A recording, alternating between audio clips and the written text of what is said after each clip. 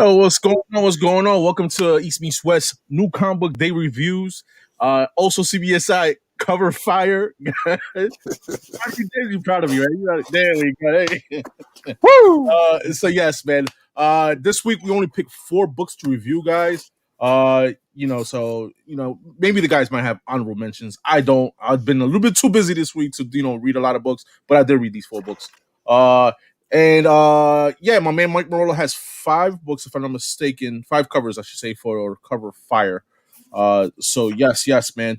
Thank you, everybody, for joining us, man, and thank you again for everybody reposting again on IG, man. I appreciate that, man. So first off, we're gonna go, with the friends of the show, man. Hit up Spidey's Powder Tumblers, my man, aka Jose Gonzalez, man. Hit up on IG, man. Spidey's _powder_ tumblers, man. Man.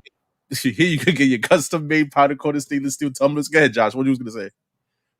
I was just mimicking you. Yeah, man. Oh, Mass Transit was the guy's name. Oh, Mass Transit. There you go. Yeah, guys. Yeah. We was talking about the Mass Transit incident in ECW. Now you can finally go to sleep now. You won't keep you up at night or anything. So you're good now, right? Yeah. I mean, I'm good. I know I'm gonna sleep now. You know. But anyway, hit up Jose Gonzalez, man, for your tumblers, man, wallets, etc. And shout out to Jose for joining us on East Meets West on a live podcast show this past Sunday. Great guest, man, and shout out to Susie. We had Super Susie, right? The first appearance of the Super Chicken. Chicken. But yeah, man. What I was gonna say besides that, because Josh threw me off with Mass Transit. Yeah, we go Express Comic Press service from EROD 212, guys. You already know. With the EmW 10 code, you get 10% off, guys. Hit them up on IG, EROD 212 or Express CVP. DM, let them know. And then you got email, and you got also get an email, expresscvp@yahoo.com. He could submit your books too, if you want to. Or you can submit it yourself. Submit your books through him. You get CGC and CBCS. But with CGC, he gives you his 10% off to submit there, man, which is pretty dope. Get something off. And then last but not least, it's going to be Skeleton Comics. Shout out to Angie here, man. If you want to put your books on your pull list, or it's just basically like a Midtown Comics or any online shop here, so you don't miss anything that comes out on New Comic Book Day, guys, man. Here's a one-off time code, man. Is the EmW 10. But there is other one-off codes is Thoro 10 and New York Warriors.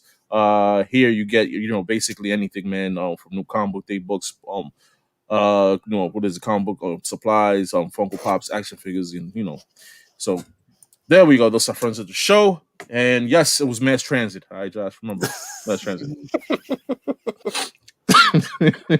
Let me give a shout out to the people in the chat here, man.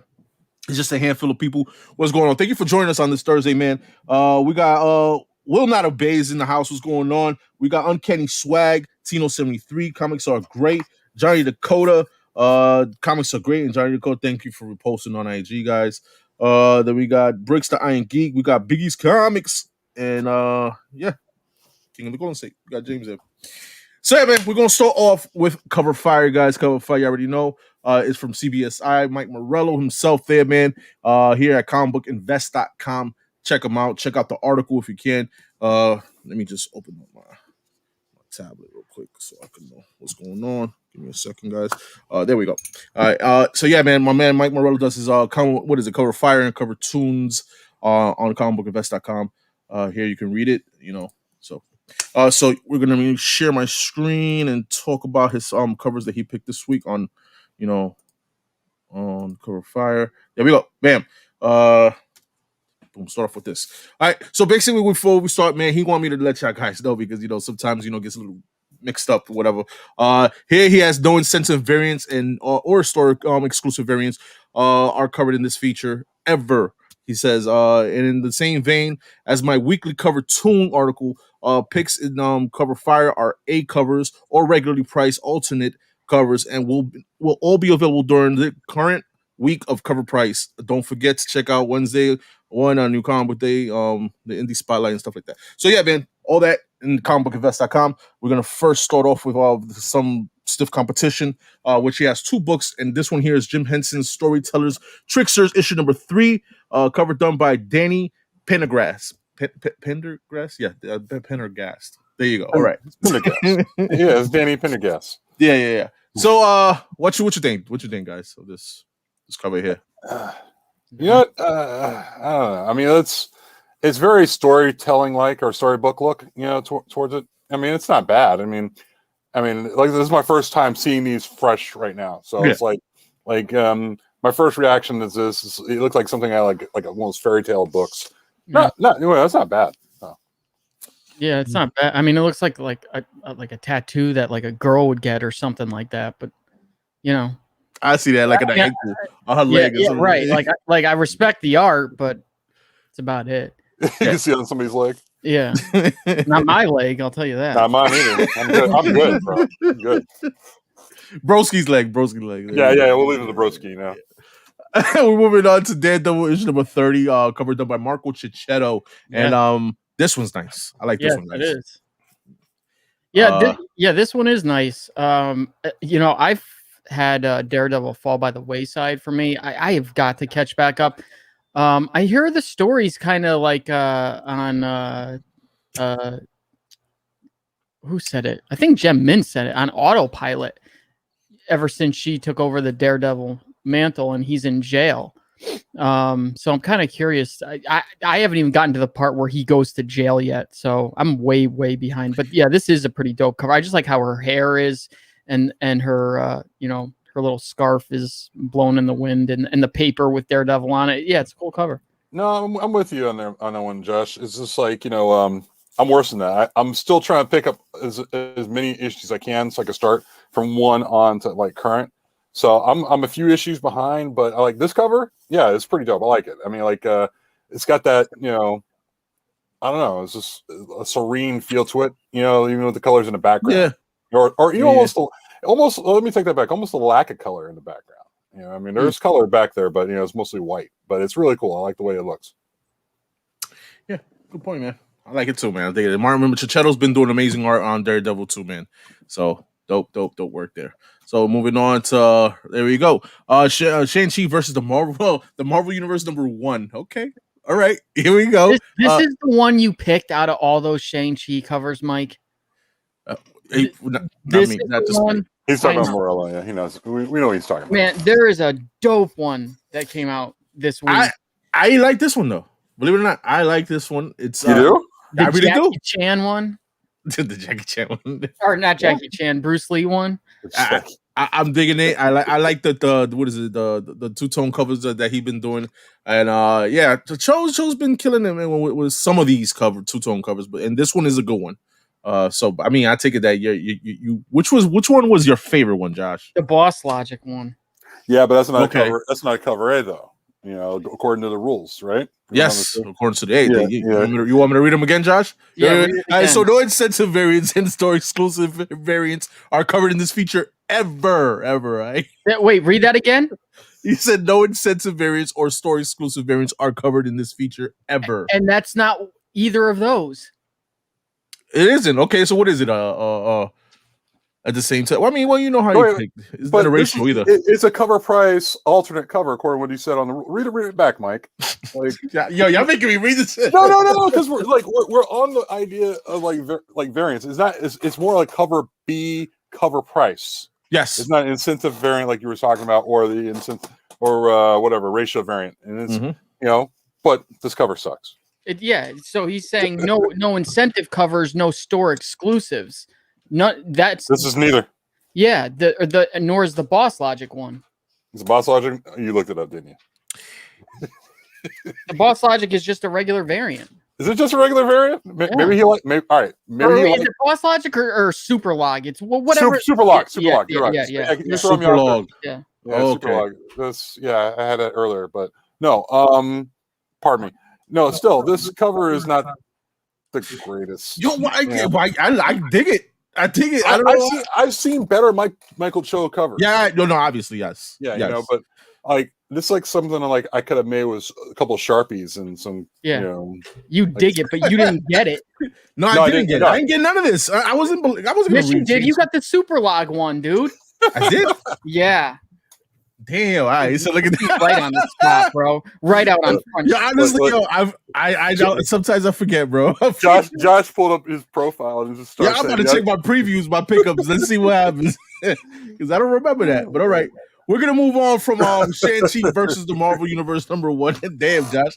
We're gonna move on to Robin Hood Voodoo Dawn #1 by Xenoscope, covered done by Ian McDonald. And this is a dope ass cover. This is dope. It's pretty. I mean, I'm not into the Xenoscope type books, but this is pretty, man. Yeah, neither am I. I mean, like, but still, I'll get them. Obviously, Xenoscope.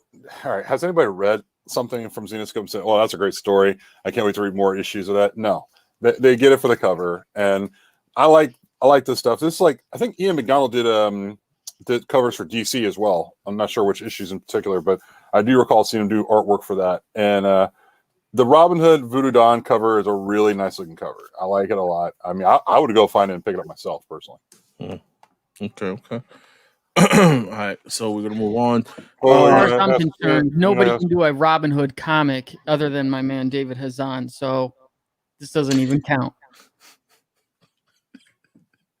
All right, Mike, move on. Yeah, we're gonna move on to the winner of the week, man. The winner of the week is Luna #4, covered by Ariella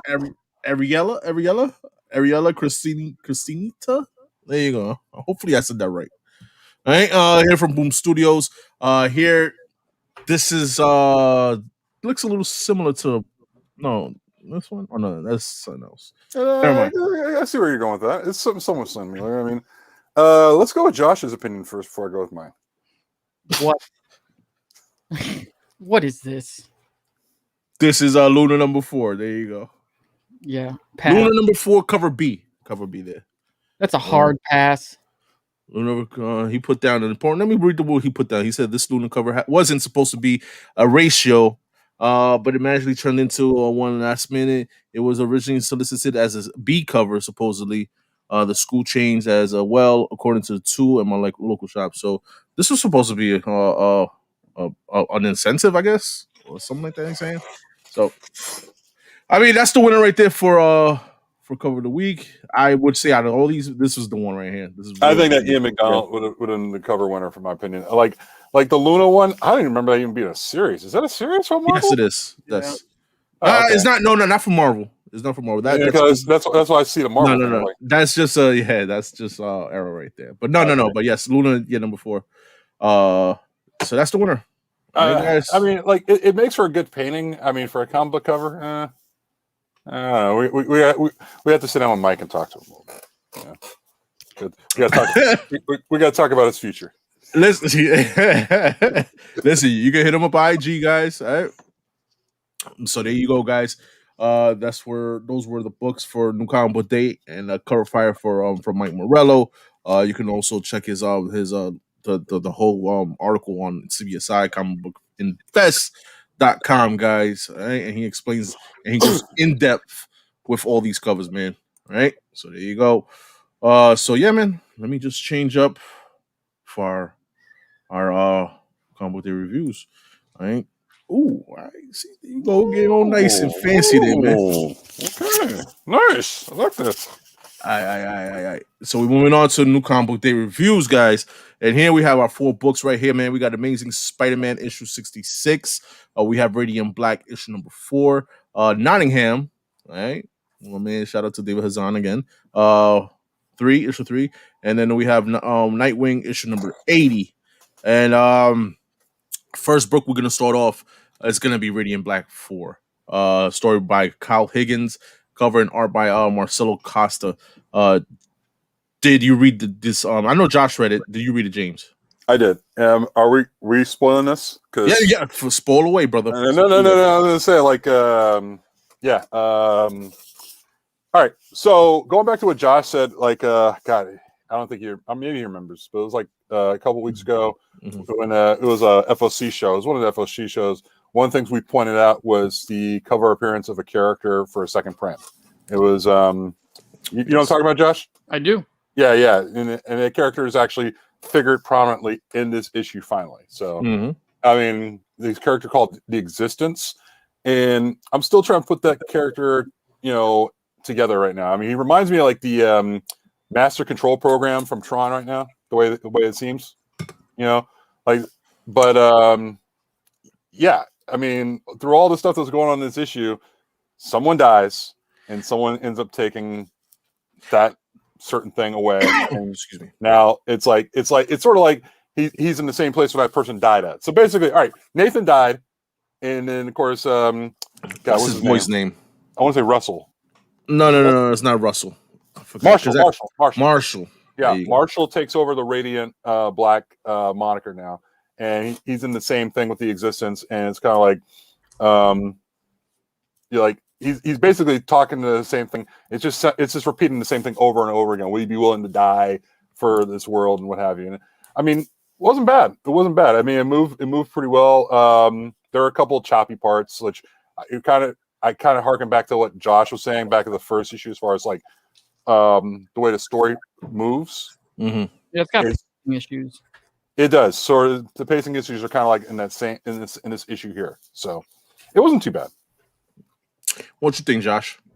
Again, just like we were saying, it's got pacing issues, but I thought it was. I don't want to use the word brilliant, but I guess I'm going to have to. I think it was sort of brilliant to kill off that character, Nathan. I think he was kind of boring in a way. Like his character wasn't progressing fast enough, and I feel like his boy, what's his name? Marshall would be a little bit more interesting. So for them to kill him off, it's I like it. It's very Game of Thrones-esque, where it's like nobody's really safe type of thing. And it kind of makes it seem like, now I don't know if this was done intentionally or not, but to not discuss what the Existence was, the big robot was, until this issue, but throwing the picture of it into the second and third printings is kind of like clever. Yeah, in a way. Yeah. But again, a lot happens in this book, but nothing happens at the same time, except at the end where he fights. Nathan fights the other Radiant. Radiant Red. Yeah. And I think they're called Radiants. I don't think they're called like I think they're they're not called like Radiant colors or whatever. Yeah. It's just Radiants. Well, he is, which is weird because. I'm assuming the answer is yes, because Marshall is the one that comes up with the name Radiant Black. Mm-hmm. He's the one that names him. So was Radiant ever mentioned to Nathan at any? I can't even remember, but I was trying to recall. I think it was. I have to go back. I would hope that it would have to have been. Otherwise, there's a big plot hole. How he would just magically guess that.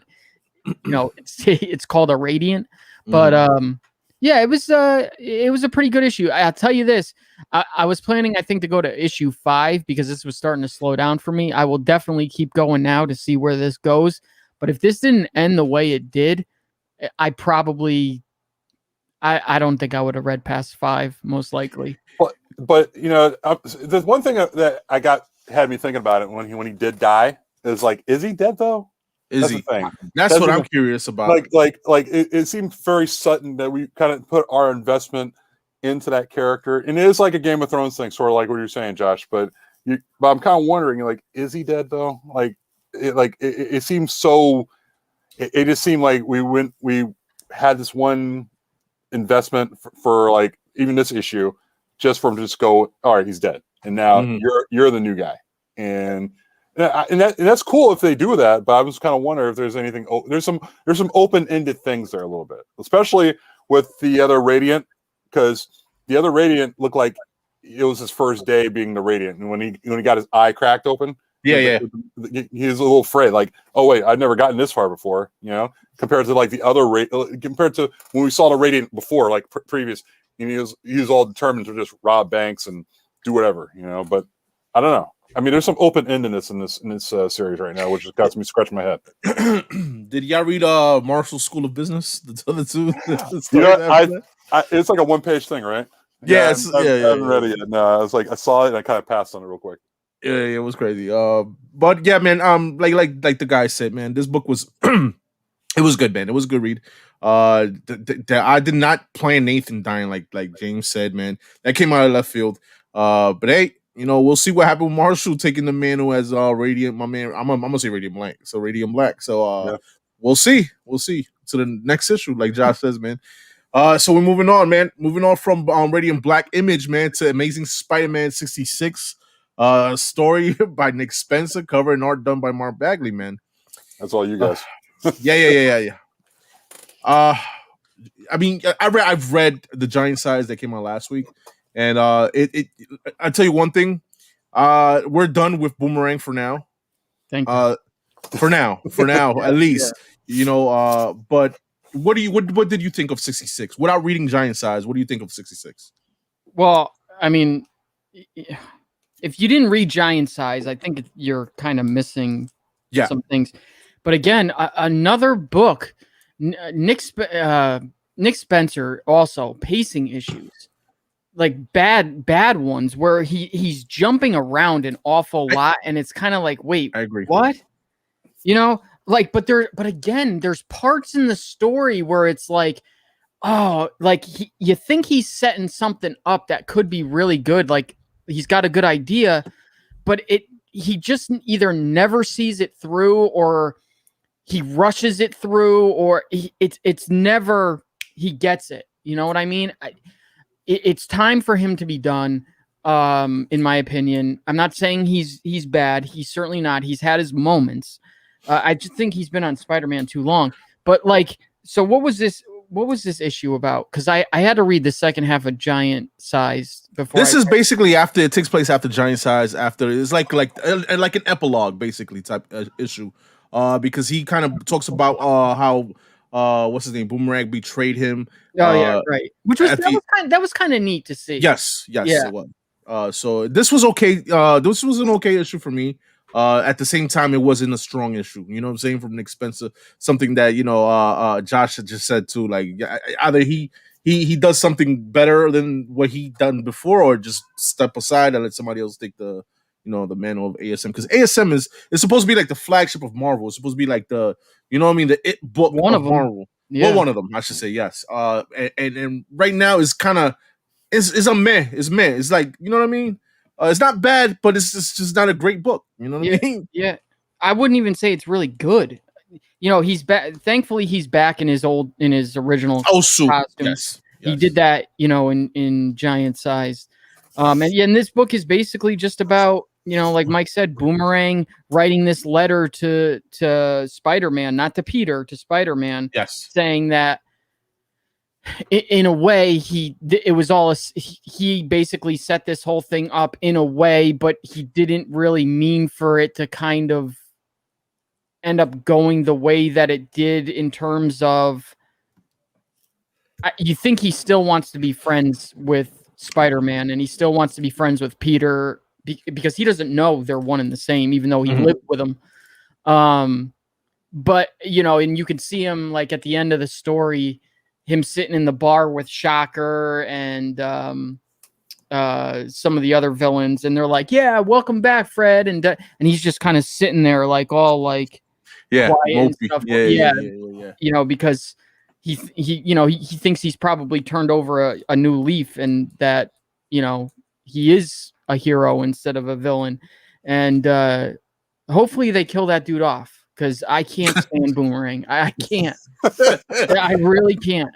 Yeah, my man, Yoel Carter said, "I like the Robbie and Tombstone stuff." That was interesting. And the Giant Size, it was interesting there. The little story there too.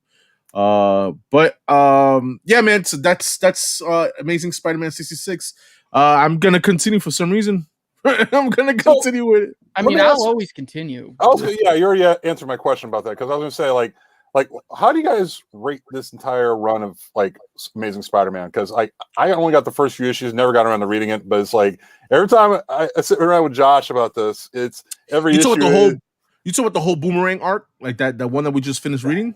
I would say that just the run as a whole, because like the last couple of times I sat with Josh, it's never been something great with this title. And it's like I remember when Spider-Man was really, really good, man. And it's like every time I hear something not so great about it, it kind of brings me down. It turns me off from wanting to pick it up.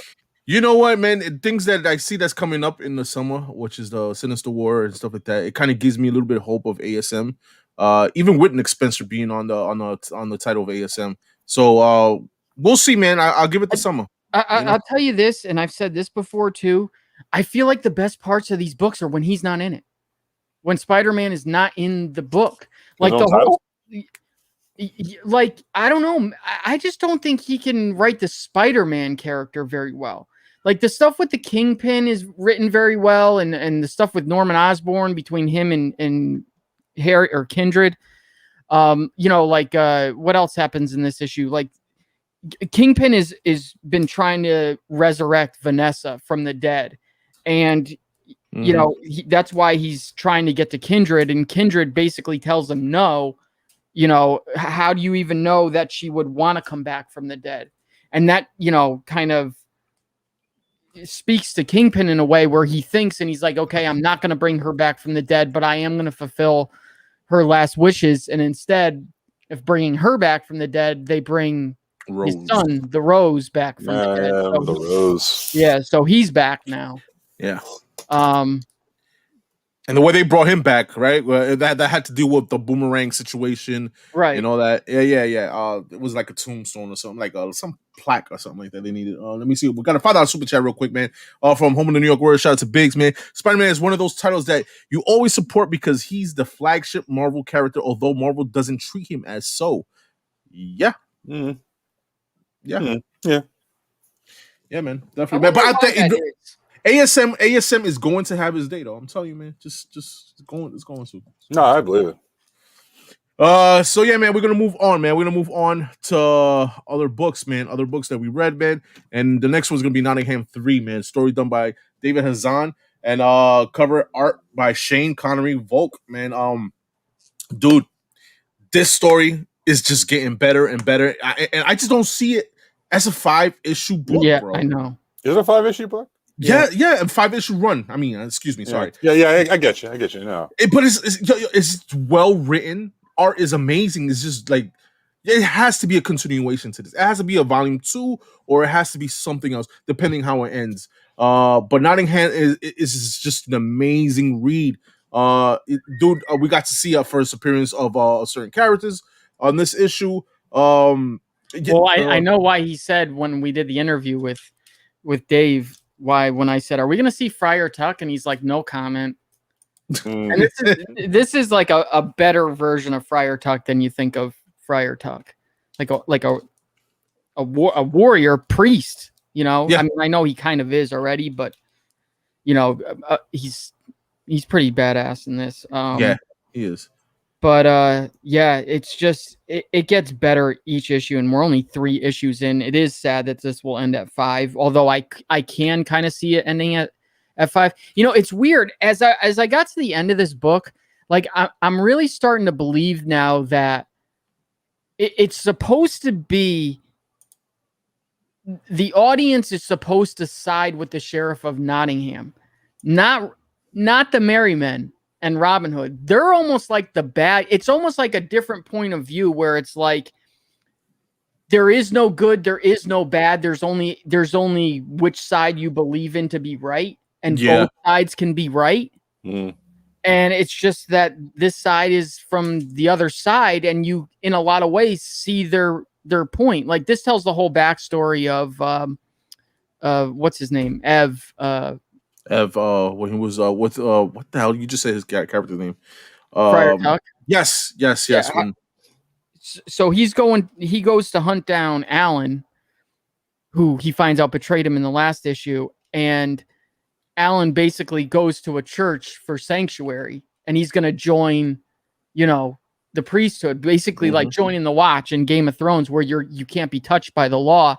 And then, you know, Ev goes up there and he sees Friar Tuck, and he's like, I remember you, and like you're just doing this to serve your own the needs of the church. You know, you use people, you're going to use him like you used me. And it goes back in the day when Ev was like getting into fights and he was hiding from, you know, the law, and he hid in Friar Tuck's church, and Tuck sent him to go join the Crusades. That way the law couldn't get him. And, you know, he saw so much violence during the Crusades, and then at the end, once that story is told throughout most of this book is his past, and then when you come back to the present, it's Alan has killed himself, has hung himself inside the church, and you really kind of sympathize for him because he's like, I didn't do this to betray because I didn't like you, because I liked the merry men. I did it for like money. Basically, Alan knew he was gonna go. He was gonna get got out of the way. So Yeah,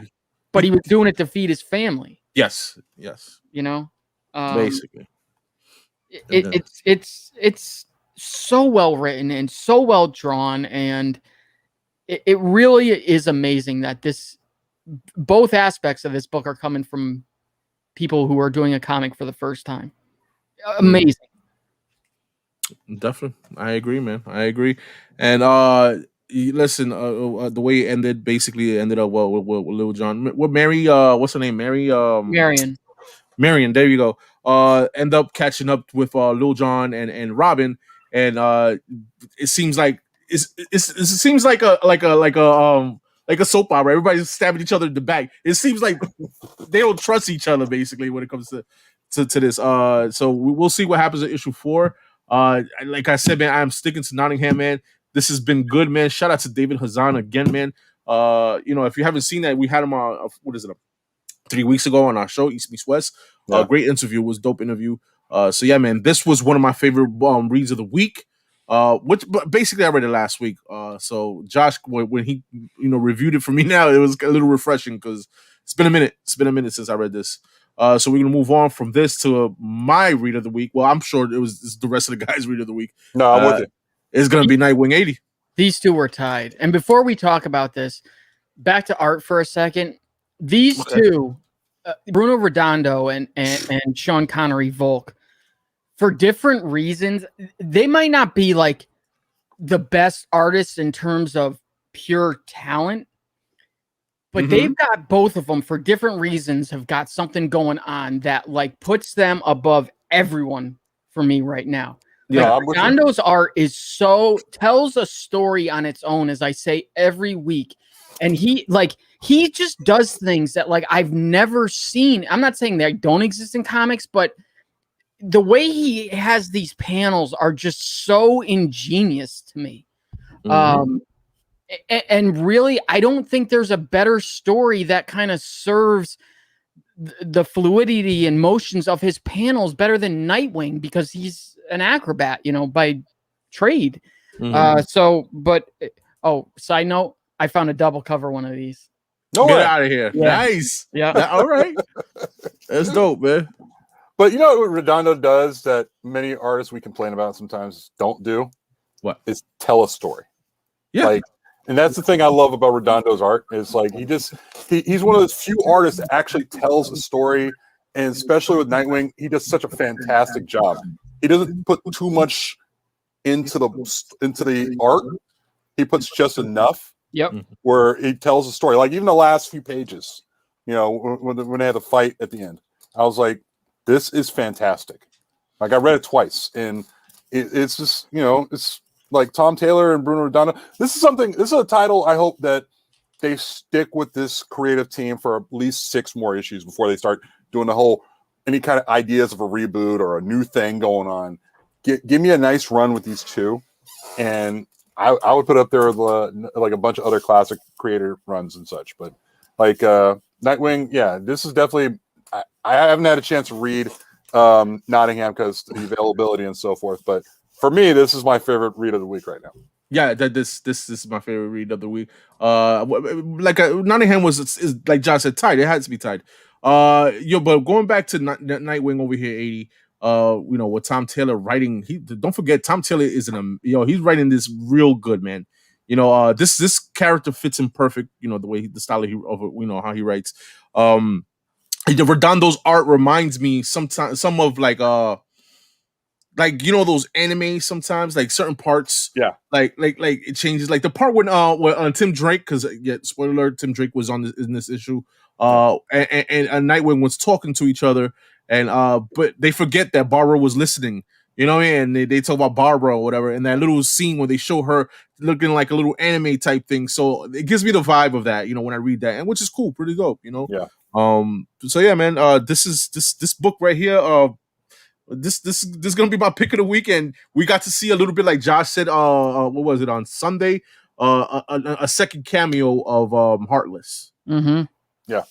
And it seems like next issue we're going to see the first appearance, because the way it ends this issue, Nightwing comes face to face with Heartless.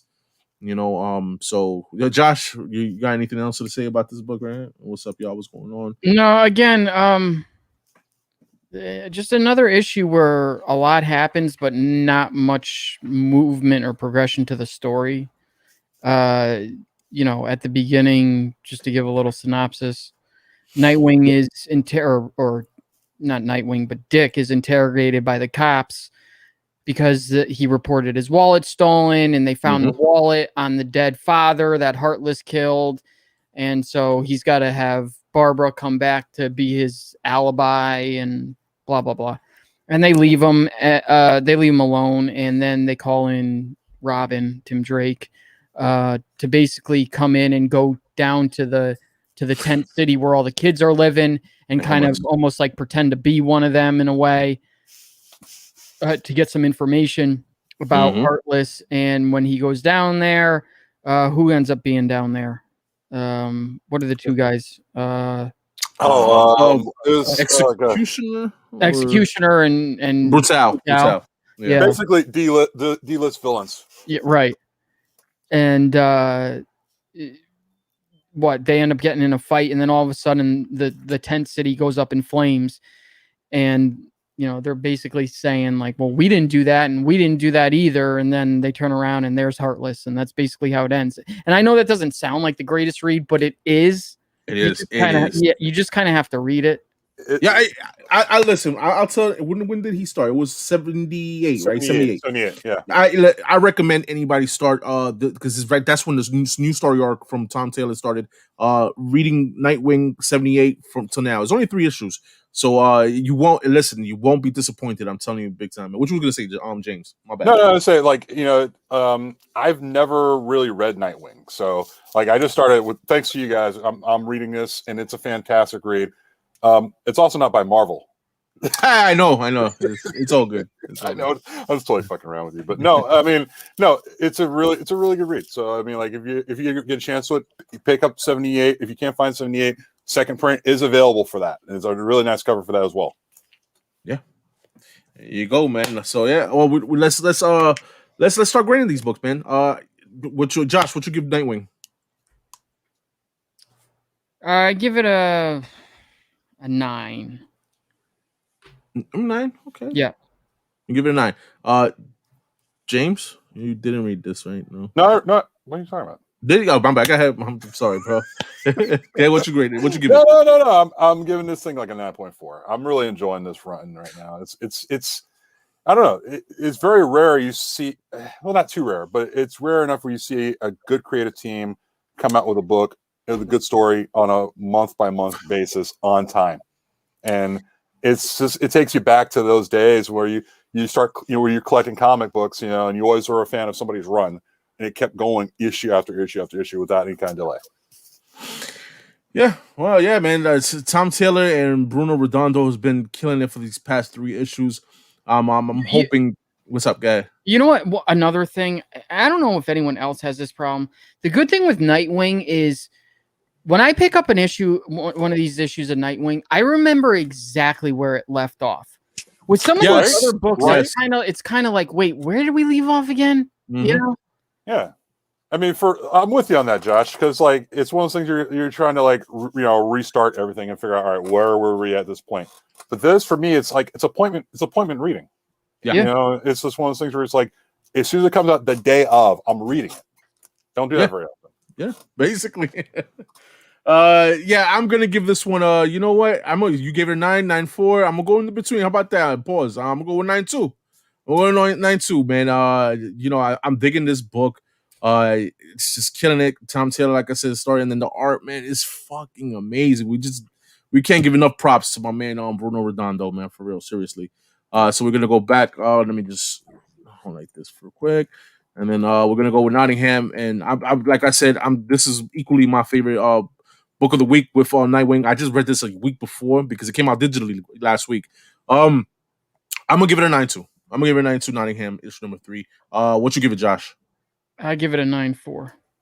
I thought it was very good. It's very, very good. Definitely a very good story, kind of a sad story in a lot of ways. Probably my series of the year so far. And Nightwing's probably up there with it too. They're probably and Noctera.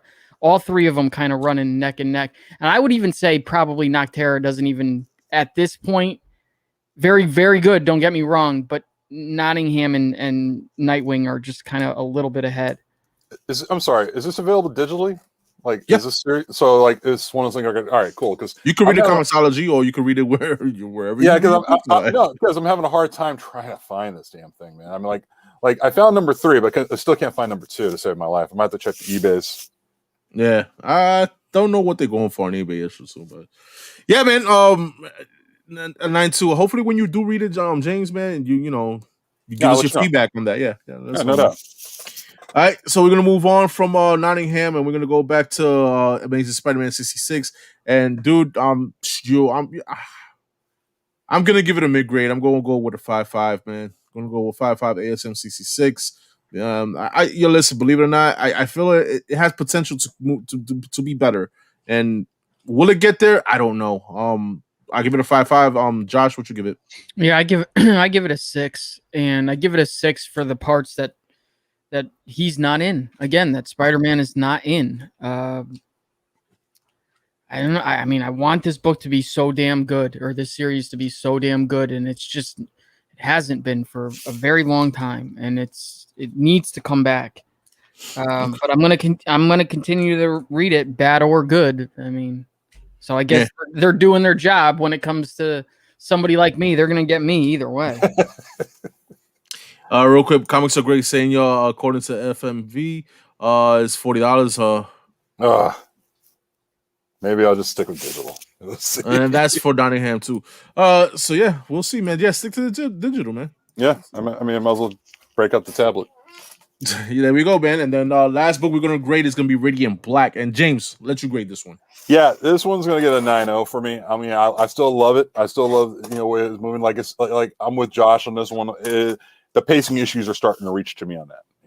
But like I said, like the whole thing about the end, like I'm like that Thor meme where it's like, is he really dead though? Is he really? I mean, I don't know.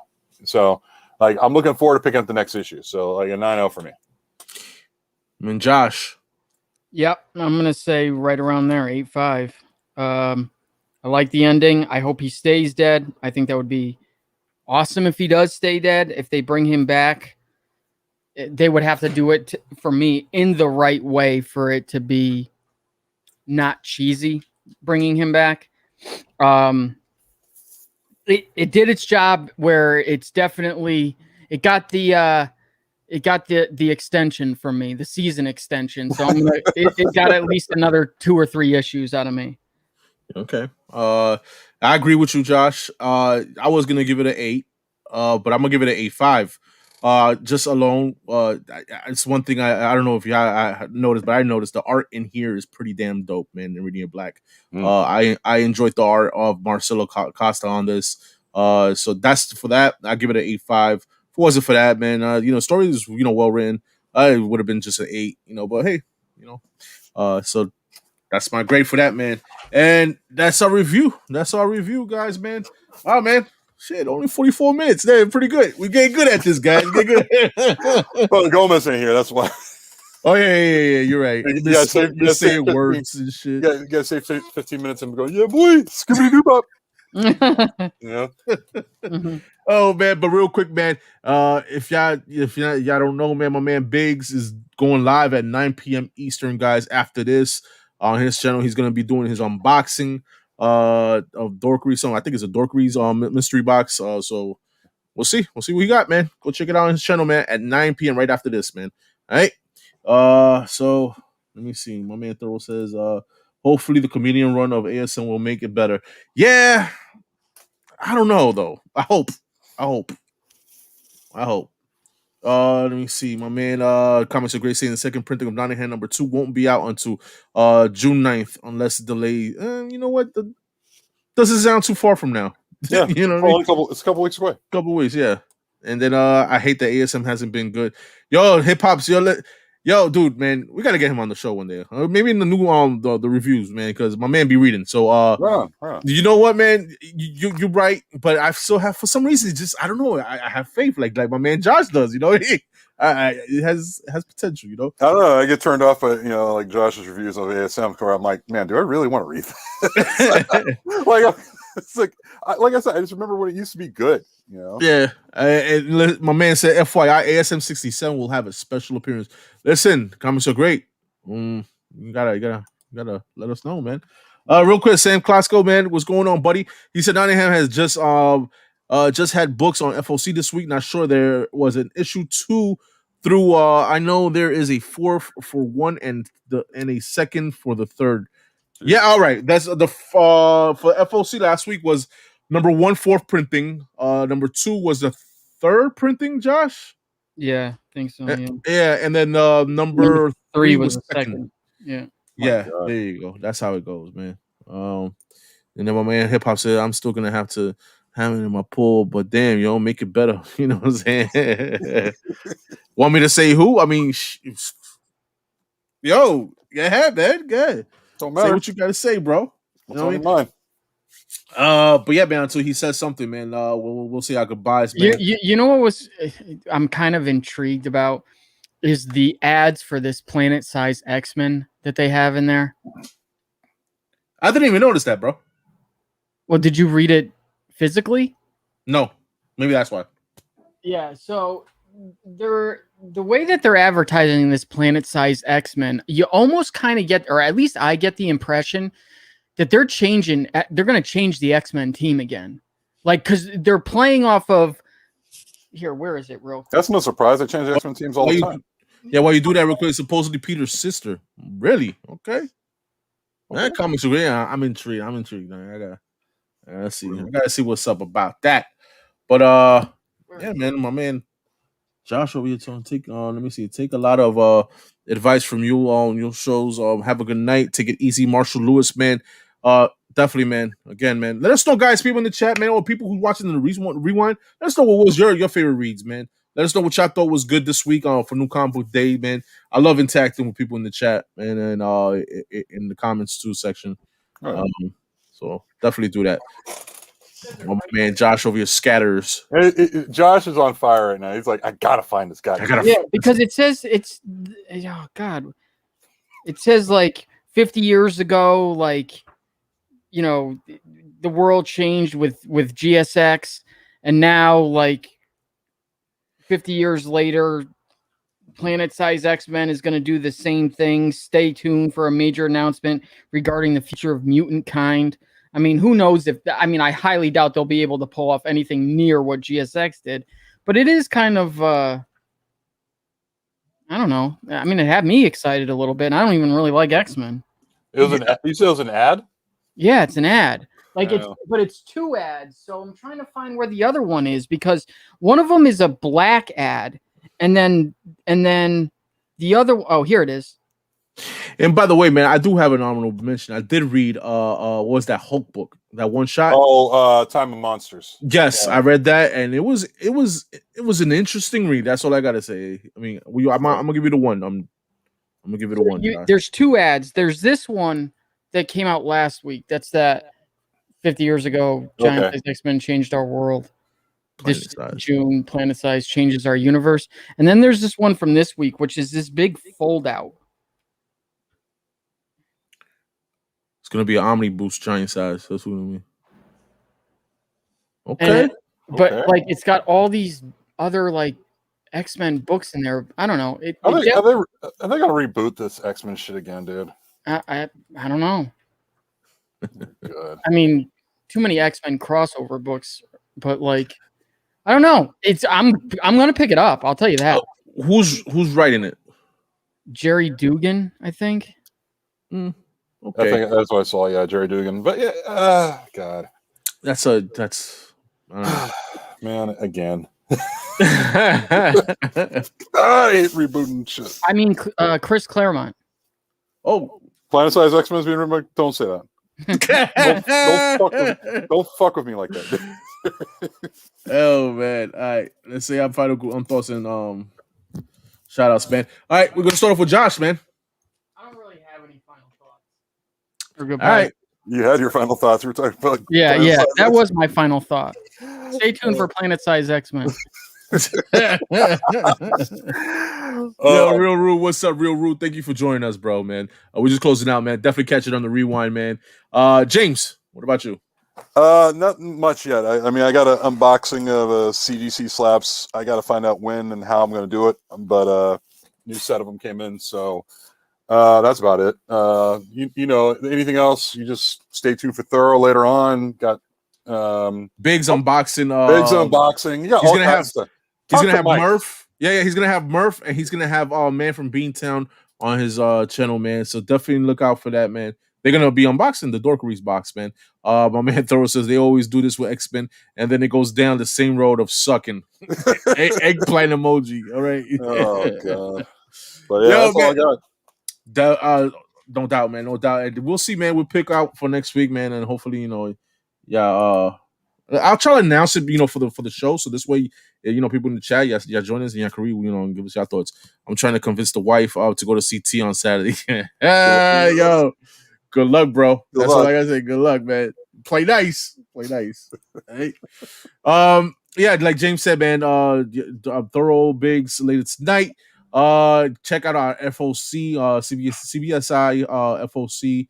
You know, with us, man. Tomorrow, I'll drop the video on what is it, 12, you know, lunchtime. So while you're eating your sandwiches, you know what I mean, you get to watch your little FOC list, and then you run to your LCS, or you call your LCS, and you place your orders for your books, man. This way, you know, you get it right, and you know, you get your books, man, instead of paying like overpriced books, like what do you say, $40 for a Nottingham issue number 2. Yeah, no need for that. Don't be me. Don't be me.